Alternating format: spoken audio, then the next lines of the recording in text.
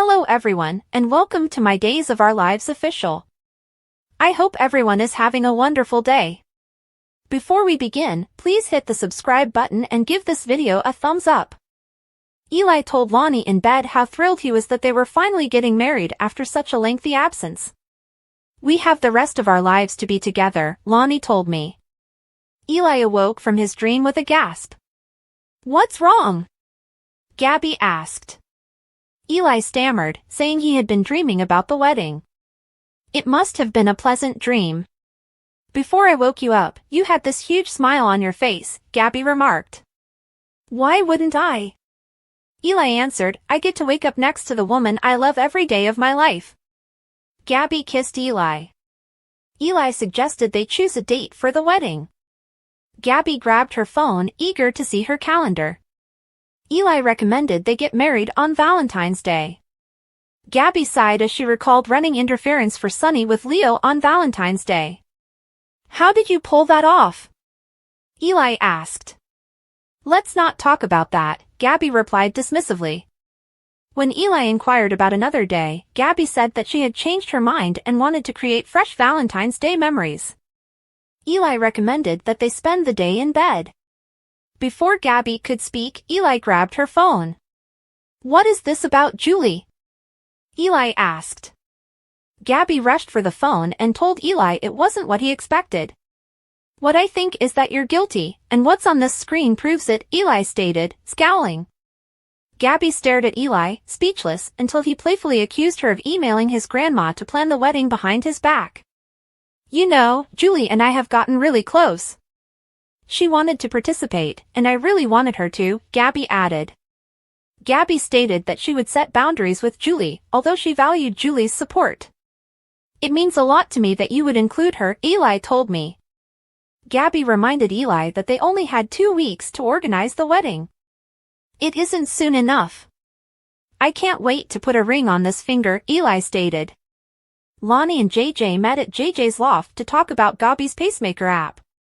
JJ informed Lonnie that any changes to Julie's pacemaker would trigger an alert on Gabby's phone. JJ advised they seek assistance from the police because they were concerned that they would be unable to handle the situation. Lonnie declined. Lonnie stated that she couldn't risk Julie's life.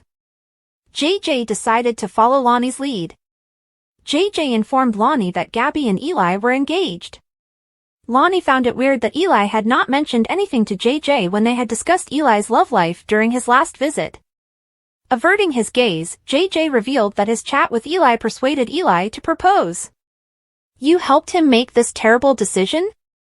JJ, did you give him the notion to marry that two-faced bitch?" Lonnie inquired. JJ admitted that Eli wanted him to be his best man, and he agreed. Lonnie demanded an explanation. JJ informed Lonnie that he had been inspecting Gabby's phone when Eli spotted him in the living room. JJ confessed that he lied to Eli about why he was there, and Eli pressed for an answer to the best man question. "You agreed to stand up with him while he makes that she-devil his wife." Lonnie objected. JJ claimed that he had done it so that Eli would not become suspicious. "This offers you an excuse to be with those two. This will allow us to expose Gabby for the violent bitch she truly is," Lonnie remarked. JJ wanted to speak with Theo because he was good with computers, but Lonnie did not want to engage her brother in the matter. "We can trust him to keep quiet," JJ replied. Lonnie reluctantly consented.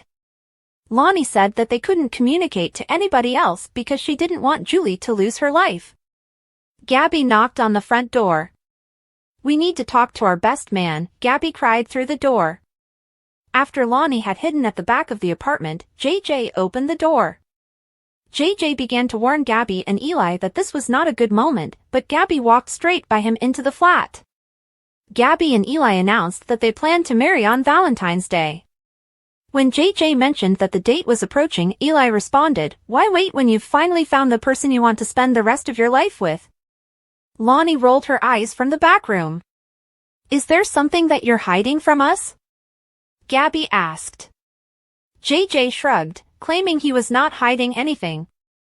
Gabby pointed to a girl's tank top on his couch. "I don't want to kiss and tell, but I did say this wasn't a good time," Joe remarked. You said that. We're just glad you're moving on, Gabby added.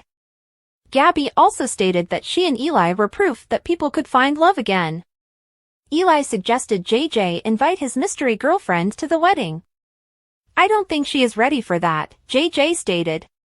Gabby suggested that the mystery woman stop by her business as well, because JJ's new girl had excellent taste in men but poor taste in apparel.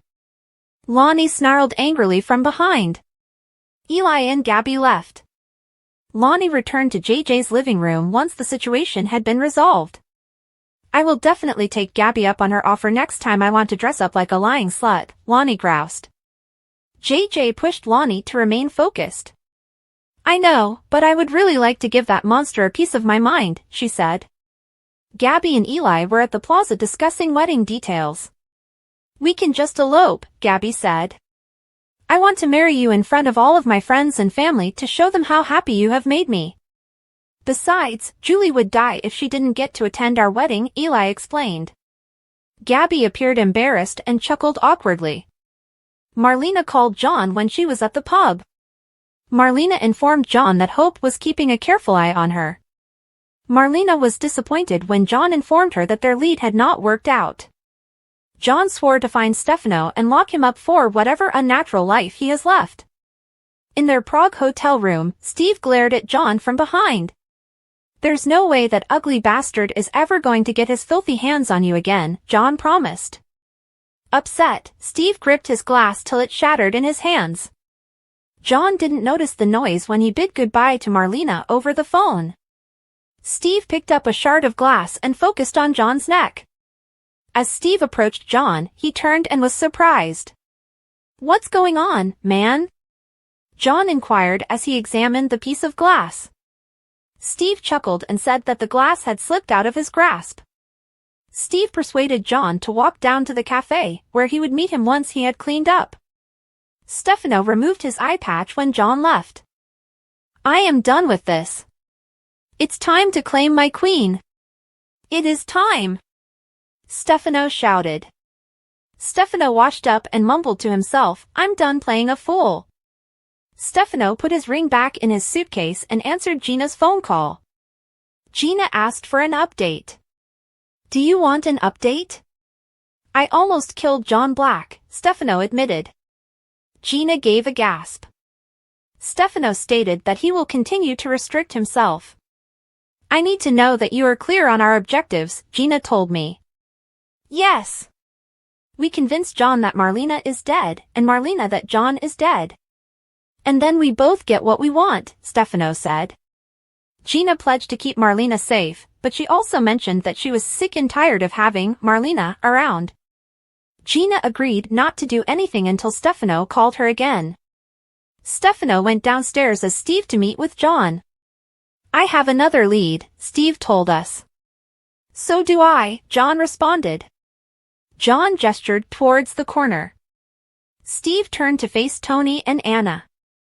Anthony, Steve said. Hello, Steve.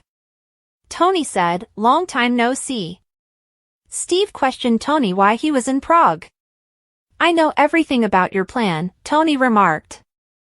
John jumped in, explaining that he had called Tony in Vienna to let him know they were in Prague looking for Stefano.